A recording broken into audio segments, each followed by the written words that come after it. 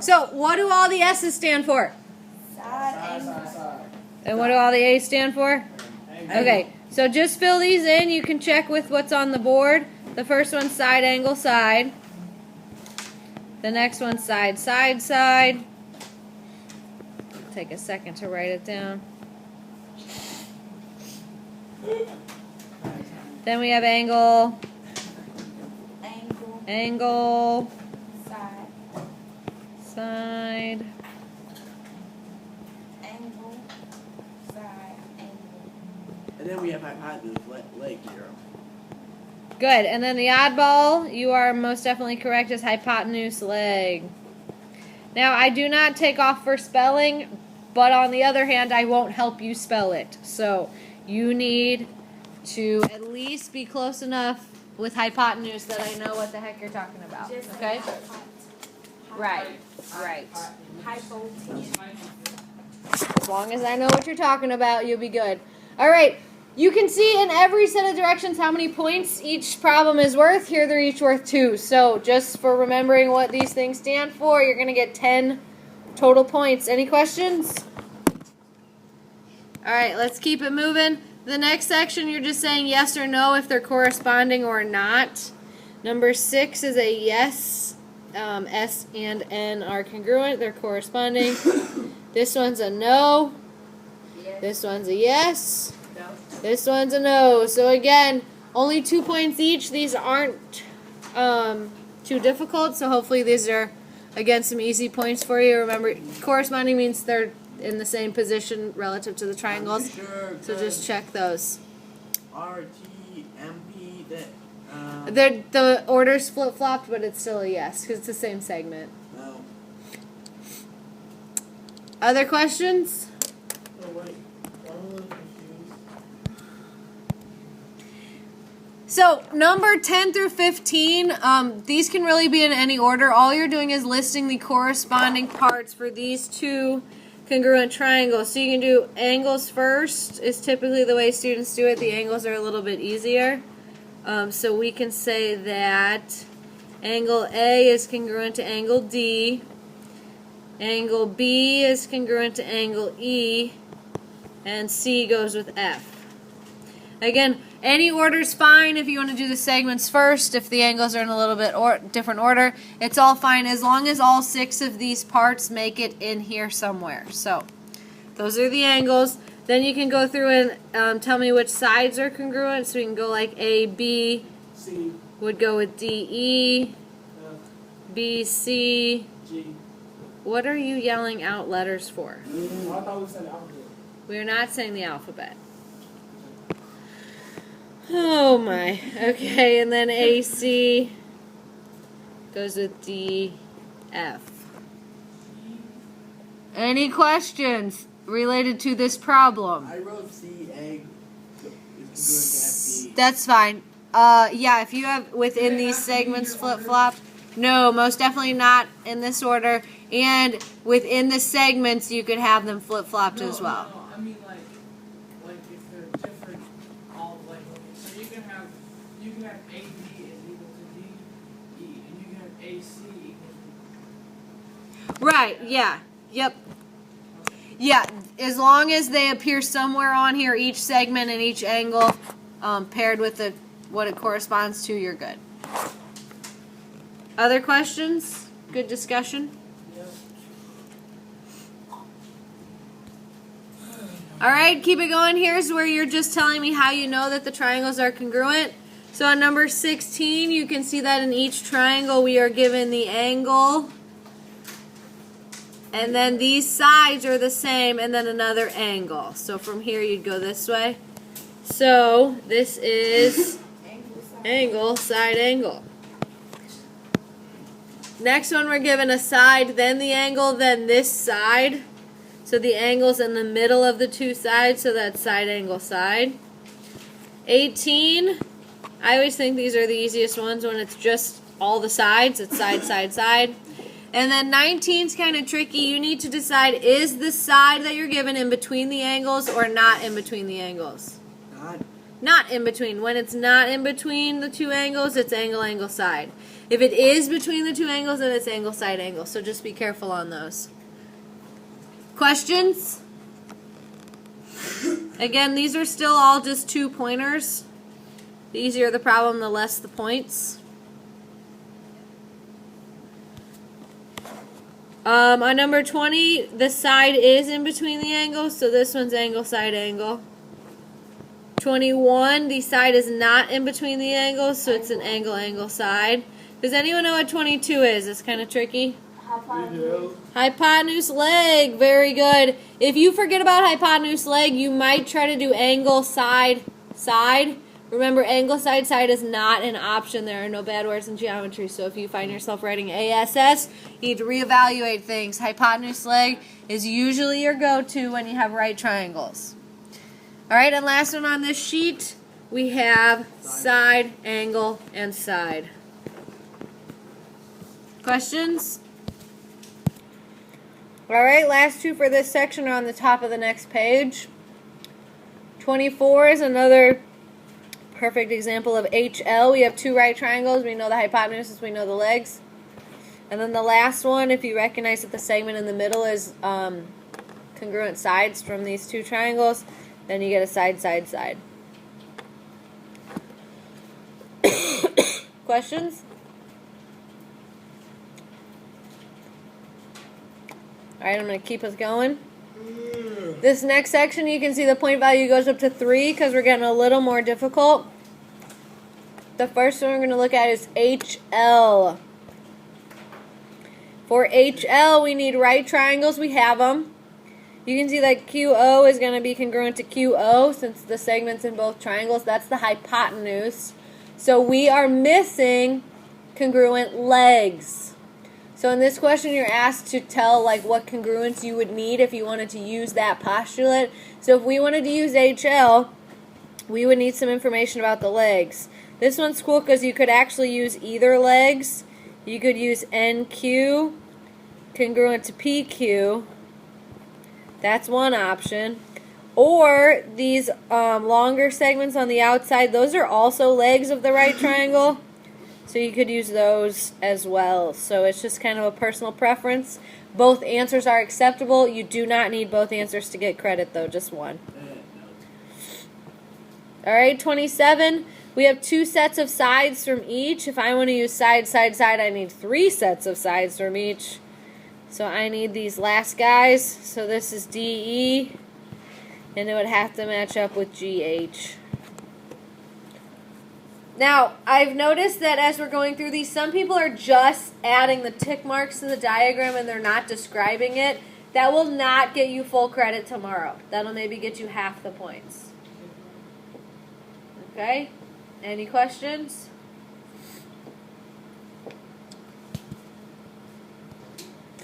All right, next one. We want angle, angle, side. So we got to make sure that the side is not in between the angles. It has to be on the outside of the angles. So we know these sides. If we use these angles down here, we'd have angle, side, angle. That's not the one we want. We want angle, angle, side, so we need the angles out here. So we need Z and X.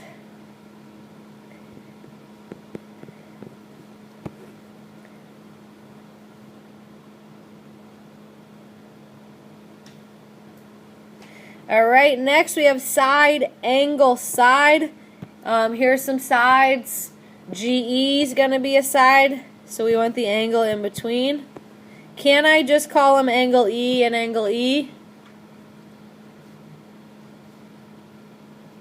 Not everyone all at once? No. The answer is no. These are different angles. They have the same vertex, so you have to put a little more information into it. We're going to call this angle DEG. And it's going to be congruent to angle FEG. So again, since there's more than one angle at that vertex, you need to give me 3 letters instead of just the 2. Or sorry, instead of just the 1. Alright, last we want angle, side, angle. So we have angle. Here's your side. So we need the angle on this side. Again, if you want full credit, you need to describe it with 3 letters. saying angle C is congruent to angle C is not enough. What questions do you guys have? Alright, the next one, we are just writing congruent statements. Congruent statements are where you tell me which triangles are congruent to the other one. Order matters here, and it really just depends how you write the first one. So for example, if I start with A and then I go BD, I need to start with the angle that corresponds to angle A in my second triangle, so I'd have to start with C. BD. And then I can go BD. So if you wrote it in a different order for the first triangle, your second triangle would have to be in a different order as well. So if there's another combination that you want to double check, let me know and we can talk about it. Okay, next one. Again, it just depends where you start. I'm going to do PMN, which means I have to do PQN. I did MPN. You did MPN? Yeah. So then did you do QPN? I did MPQ. Okay, so that's not going to work because if you start with M, you got to start with Q because they're corresponding. So just fix one or the other. The N should line up, the P should line up, and the M and Q should line up. What? I wrote it in pen. That's okay, just cross it out.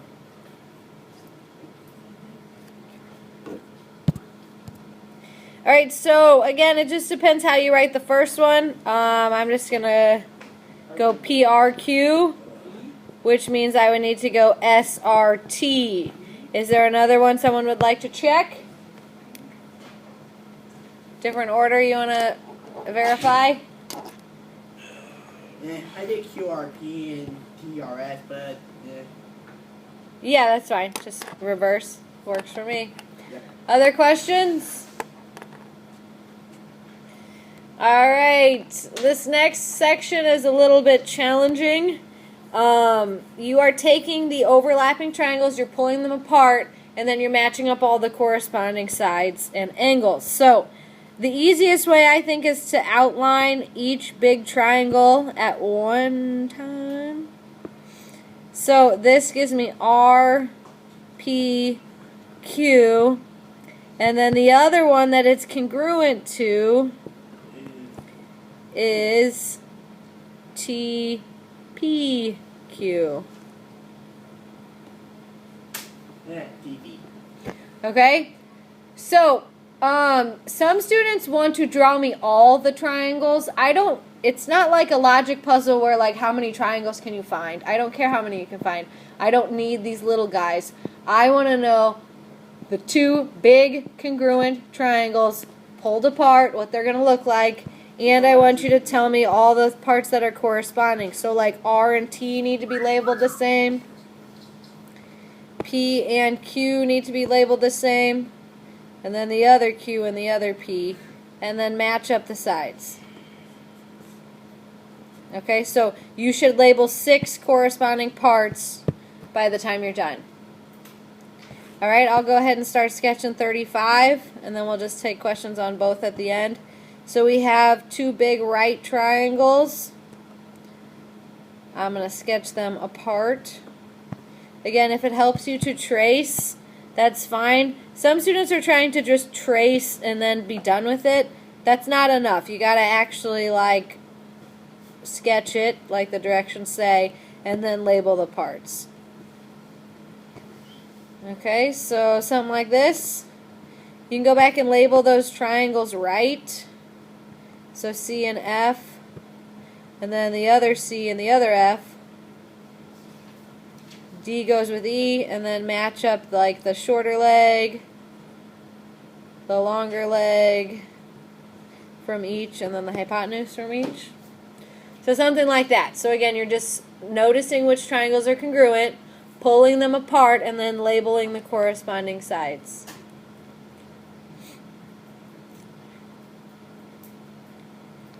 What are your questions?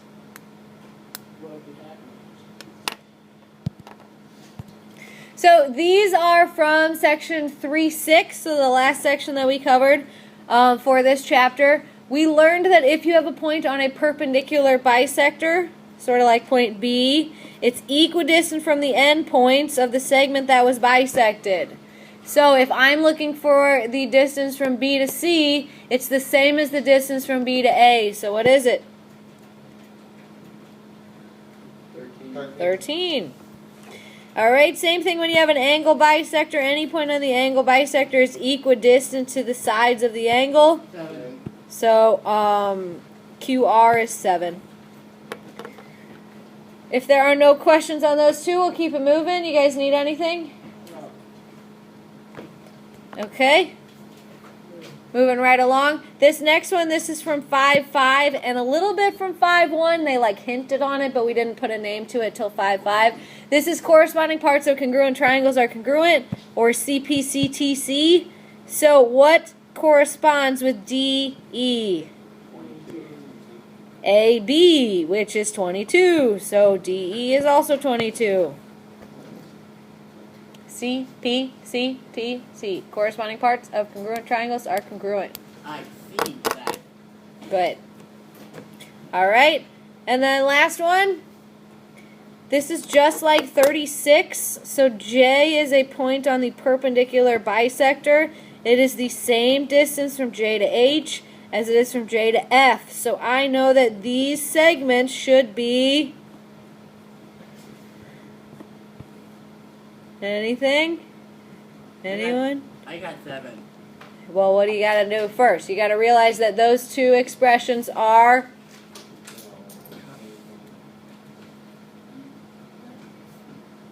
These two are congruent. Congruent's another way to say the same. The same's another way to say equal. So I'm going to set these equal. I'm going to solve the equation. To solve an equation where you have x's on both sides, your first goal is to get your x's together. We usually move the littler guy. So I'm going to subtract 4x from both sides. That just leaves 4 on that side. That gives me X 4. minus 3. 1x minus 3, which is the same thing as x minus And 3. then you carry the 3 over. I think by carry the 3 over, you mean add 3. Yeah.